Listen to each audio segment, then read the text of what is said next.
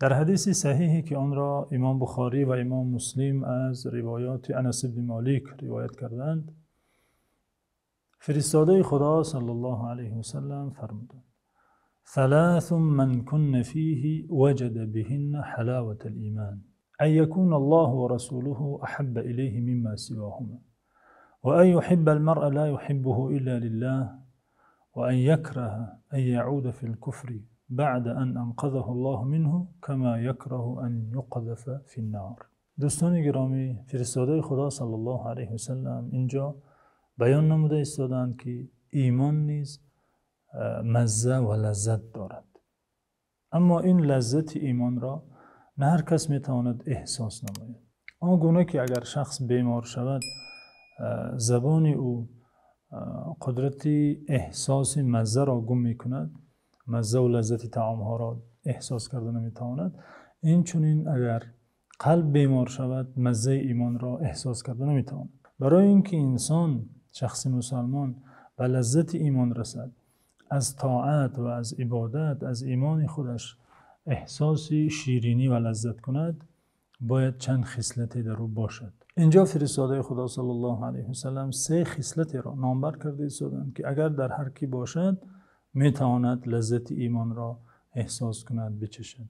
خصلت نخستین این که برای شخص، برای مسلمان، خداوند عزوجل و پیامبر مهمترین، مقدمترین و محبوبترین کس باشد. از هر کسی دیگر، از هر چیزی دیگر خدا و پیامبر برایش مقدم، محبوب، اولاتر باشد. امر هیچ کسی دیگر را از امر خدا و پیامبر مقدم نگذارد. خواهش هیچ کس را که آن کس صرف نظر که والدینش است، حتی یا همسرش است یا فرزندش است یا دوستش است، خواهش آن کس را که اگر با فرموده های خدا و پیامبر در تضاد باشد نباید مقدم گذارد. دلیل این که خدا و پیامبر برای او مهمترین، مقدمترینند این است که فرموده های خدا و پیامبر از فرموده های هر کسی دیگری، از خواهشات هر کسی دیگری، از طلبات و درخواست های هر کسی دیگری مقدم و اولاتر است. عذر می آورد، بخشش می پرسد که من این کار را نمی توانم، این خواهش شما را اجرا کرده نمی توانم، همسری عزیزم، فرزند گرامیم، زیرا این خواهش تو با فرموده خدا، با فرموده پیامبر در تضاد و تعارض است. پس خصلت نخست و یا به تعبیر دیگر شرط یکم برای رسیدن به لذت ایمان این است که خدا و پیامبر برای شخص از هر کسی دیگر محبوبتر، مقدمتر باشد. خصلت دوم نیز خصلت قلبی است. ان یحب المرء لا یحبه الا لله.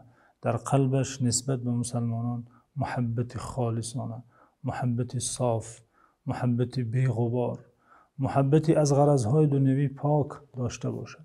مسلمان را برای مسلمانیش دوست دارد. خصلت سوم از خصلت کسانی که به مزه ایمان، به طعم ایمان رسیدند، لذت آن را احساس میکنند این است که به کفر و شرک برگشتن را چنان بد میبینند، چنان عملی در نظرشان زشت است، ناپسند است، آنگونه که به آتش انداختن را نمیپسندند. یعنی به کفر رفتن، به شرک رفتن برای آنان برابر به این است که آنها را در آتش انداخته شود. از کفر شرک چنان دور هستند و چنان نمیخواهند که به آتش انداختن را. خداوند این 3 خصلت بزرگ ایمانی را در باطن ما احیا نماید و امید دیدار در برنامه‌های بعدی.